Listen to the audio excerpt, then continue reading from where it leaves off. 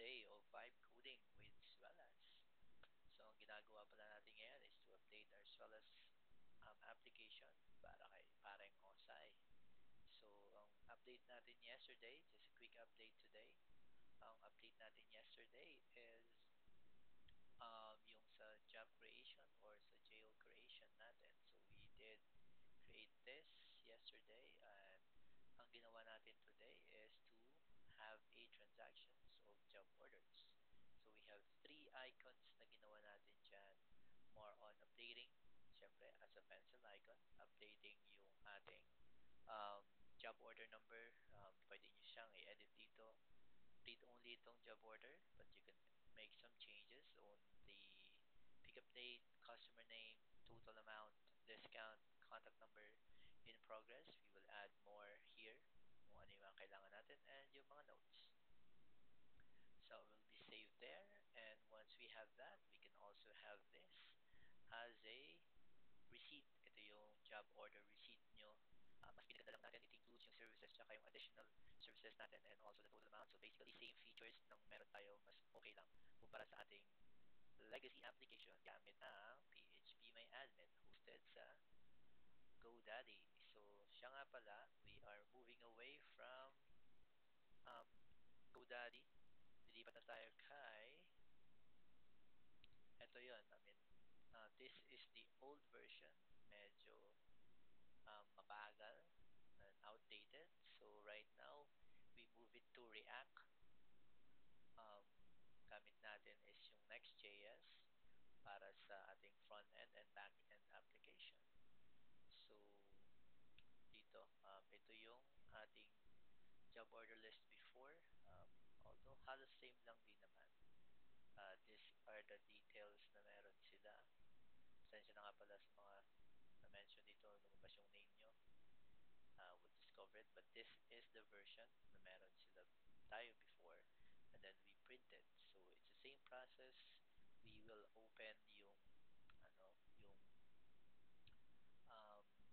yung receipt. Ang challenge dun sa ating old version is medyo kailangan nilang i-minimize ng maliit ang kanilang screen just to get the right display na ma-print.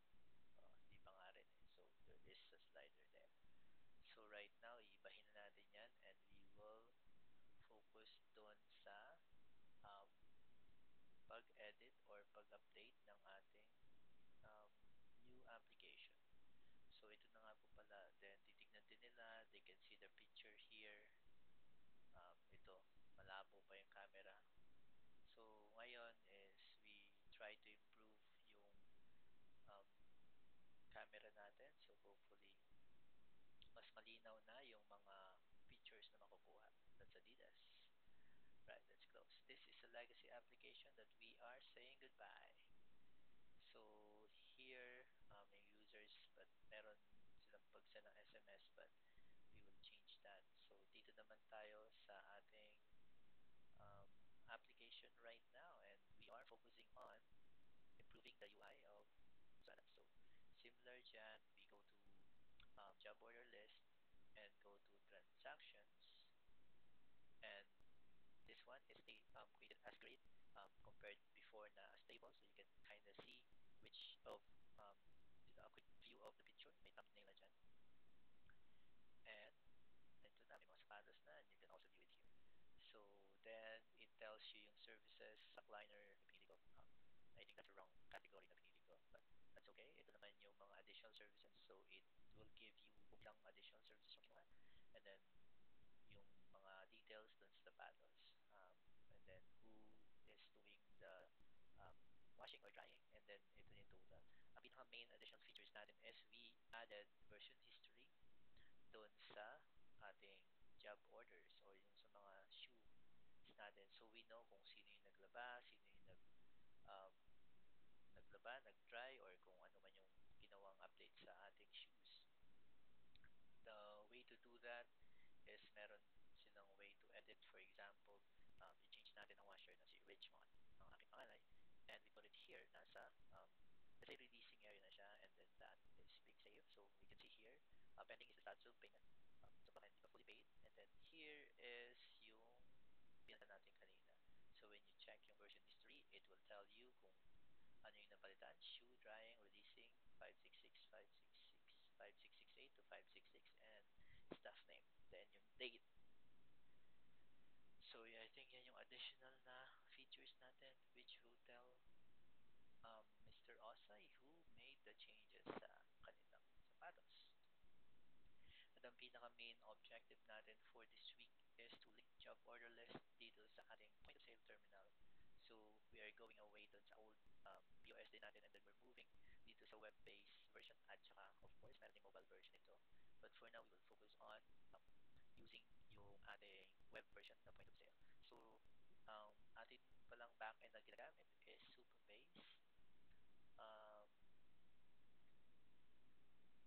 Mabagal kasi yung GoDaddy, and it's starting to have huge additional cost dahil unang-una maraming pictures, as well as dahil sa tamakmak yung kanilang mga pictures. I have several projects pala yan dyan, but this one is yung ating database. Dito ko na ginagawa, and this is really good. Nakikita mo na rin yung schema ng database at yung layout. And these are the things na meron siya. So I would prefer ito, and then it is um, faster compared dun sa ating old way of creating projects. So nandito na rin nakastore ang ating mga shoes. So isa pa lang, binura ko kasi kanina lahat. But this is being stored here, so I can easily manage yung application in just using this storage at saka yung database together. Pwede natin gamitin yung Firebase, but I did prefer yung Supabase. Una-una open source, and it's an alternative dun sa Firebase. But for now, what we are going to do is to make this work. Paganahin to, and then this is right now the current status ng ating Gcash. That will get you any payment history about this transaction. It will be saved here sa ating Supabase table. So ang kailangan ko lang gawin is to also save it here sa transaction. So anything that is um, selected dun sa ating POS, dapat na-complete natin. So for now, this is the only update that I have. Let's see, try natin yan. And see kung magana natin yung ating point of sale. Let's see what's that. So ang goal natin is to, of course, link it with this one. My plan is, when una-una kasi process ng Swelas is they create a first transaction sa customer is using the point of sale. After that, magawa sila ng job order. So once we hit this, once we once we create yung JO, ang gagawin natin is to paid 1,000.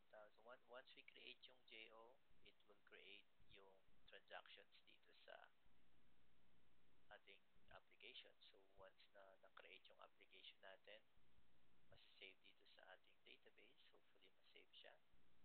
And then dito sa transaction items, lahat ng data na related or lahat ng services na pinili natin dun sa ating application. So kapag na-insert na yan, ililink naman natin siya dito sa may ating application dito sa JO, which is ang gagawin na lang nila is kapag may JO dito or may transaction dito na walang JO, all they have to do is to update job order or update shoes, and then it will be put here, which is going to have yung details ng sapatos, kasi para mas mabilis yung pagtanggap ng application or pagtanggap ng mga customer, mas maganda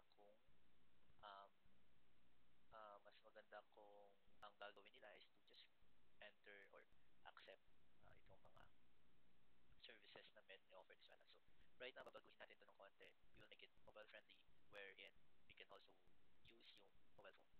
But for this time, this is the current process na meron tayo na natapos sa Salas. This is second day ng ating code vibing. Medyo matatagal na ulit tayo kasi weekdays na, and hindi ko na magagawang tutukan ulit. So, next week ulit tayo mga kababad. But for now, pag-uwi natin tomorrow, or pag-uwi natin during the weekends, we will also try to update this one. So, ang goal natin is matapos siya next week. Matapos lahat natin ng dapat i-move dito sa one super app ng Swellas. So, tutignan natin yung rewards maybe next time.